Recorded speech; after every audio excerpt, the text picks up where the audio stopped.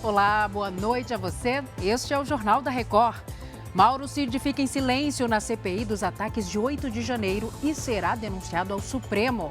Petrobras bate recorde de produção de gasolina dos últimos 10 anos. O Jornal da Record já está no ar.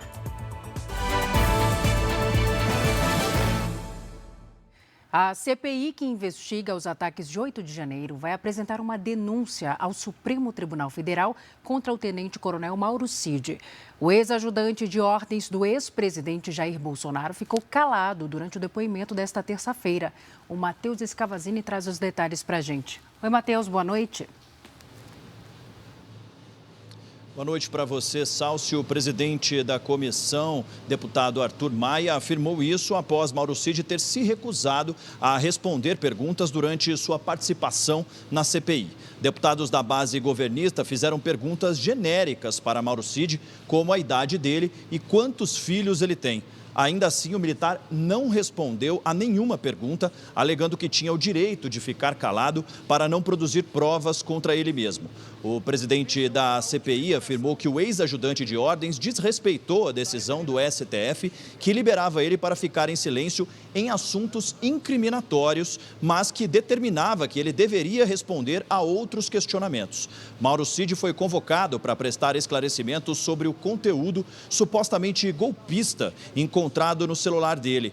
A CPMI aprovou a quebra de sigilo telefônico para investigar ligações e novas mensagens de Mauro Cid. O militar está preso desde maio, suspeito de participar de uma suposta fraude em cartões de vacinação.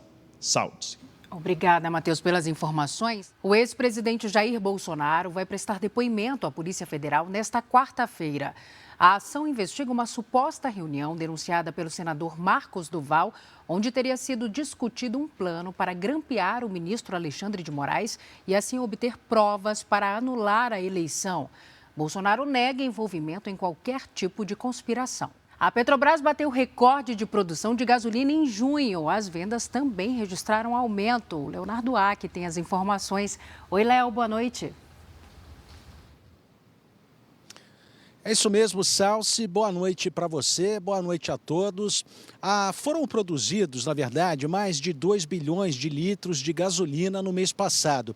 É o melhor resultado desde 2014. Já as vendas em junho tiveram alta de 26% em comparação com o mesmo mês do ano passado. Agora, Salsi, a produção de diesel do tipo S10 também aumentou. Foram mais de 2 bilhões e 100 milhões de litros.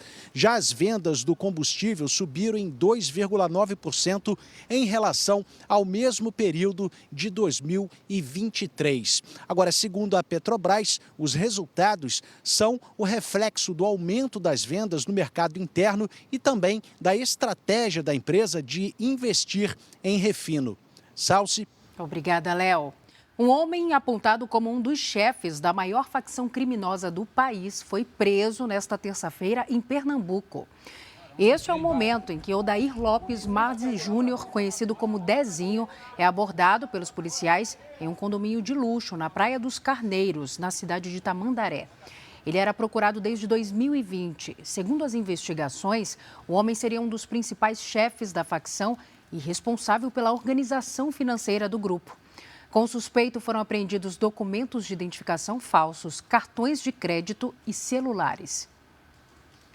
Líderes da OTAN se reuniram em uma cúpula na Lituânia, mesmo sob pressão do presidente da Ucrânia. A aliança militar deixou claro que a entrada do país só deve acontecer após o fim da guerra com a Rússia.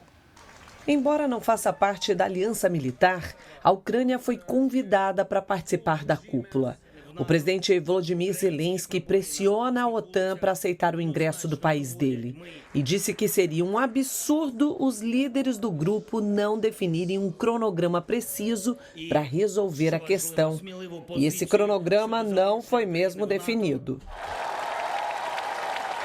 O secretário-geral da OTAN, Jens Stoltenberg, afirmou hoje que em algum momento a Ucrânia vai ser convidada para entrar na organização, mas que o convite só vai ser feito quando todos os países que fazem parte da aliança militar concordarem com a autorização. e quando todas as condições forem atendidas. Enquanto países do leste europeu apoiam o ingresso para evitar possíveis ataques russos contra a aliança, os Estados Unidos e a Alemanha acreditam que a entrada da Ucrânia agora seria uma provocação a Moscou. Stoltenberg disse que a OTAN vai facilitar o processo da Ucrânia, removendo requisitos para o ingresso. Em vez de 2 etapas, por exemplo, haverá apenas uma. Stoltenberg também disse que enquanto a guerra continuar, a Ucrânia não deverá fazer parte da OTAN. Uma regra da aliança determina que um ataque contra um país do grupo representa um ataque contra todos os integrantes. A Rússia reagiu. O ministro russo das Relações Exteriores, Sergei Lavrov, afirmou que o governo está tomando medidas apropriadas e oportunas em resposta à aprovação da entrada da Suécia no grupo e à possível adesão da Ucrânia.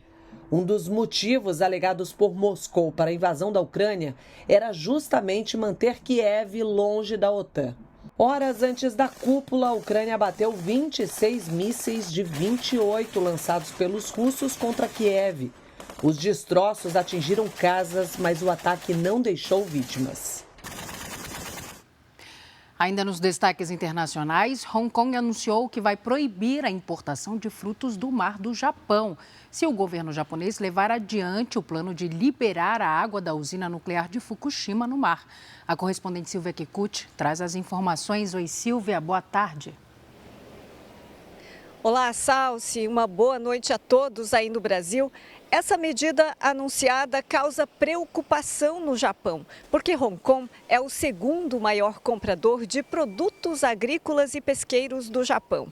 No ano passado, Hong Kong, que é um território chinês, gastou o equivalente a 2 bilhões e 600 milhões de reais. O líder de Hong Kong, John Lee, disse que um comitê está avaliando as províncias japonesas que terão as exportações proibidas. A China, que é a principal compradora, já tinha anunciado uma quarentena e fiscalização rigorosa sobre os alimentos do Japão. Outro país que também anunciou um possível cancelamento das importações de produtos foi a Coreia do Sul. Salsi. Obrigada, Silvia. A polícia dos Estados Unidos prendeu um homem por manter uma mulher refém no quarto de um dos mais famosos hotéis de Las Vegas. O suspeito foi visto jogando objetos e pedaços de móveis da janela do apartamento no 21º andar. Depois de uma longa negociação, ele se entregou. A vítima passa bem e a polícia ainda investiga a motivação desse caso. E 6 pessoas morreram na queda de um helicóptero nas proximidades do Monte Everest, no Nepal. Além do piloto, 5 das vítimas eram turistas mexicanos da mesma família que tinham ido ao país para visitar a montanha. A informação foi confirmada pelo embaixador do México na Índia. Segundo autoridades, a aeronave deveria seguir até a capital, Katmandu, mas perdeu contato com a torre de controle 10 minutos após a decolagem. Este foi o Jornal da Record. Outras informações na primeira edição do JR 24 horas, às 7 da manhã. Você fica agora com Fala Que Eu Te Escuto. Boa noite para você, cuide-se. Tchau.